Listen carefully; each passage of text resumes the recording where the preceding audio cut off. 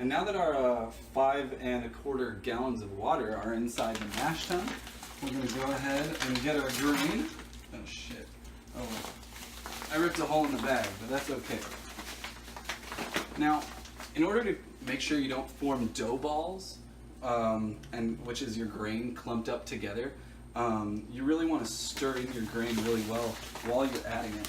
So we're just going to put in a little bit right now, and as it's pouring out, you just want to stir it. And I just do a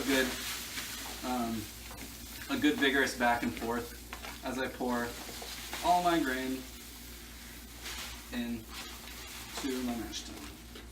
Making sure to stir up really good, primarily in the top portion of the mash tun, because that's where you're going to first experience your grain clumping up. And I found if you're able to stir it up right as it goes in, you're not going to get as much clumping, if any. But now that all that's in there, we want to stir it up really good.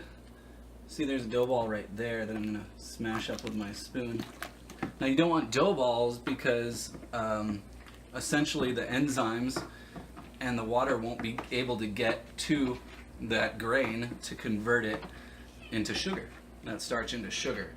So you want to make sure you don't have any dough balls and it's nice and uniform in there. And then once you're done with that, take your handy dandy thermometer, take a measurement, and we are at 161.6 degrees. Pretty happy with that strike water temperature. Perfect. And then I'm also going to put the top on my mash tun to keep that temperature, and we'll be there for about an hour, and we're going to stir intermittently just to make sure things are nice and dispersed.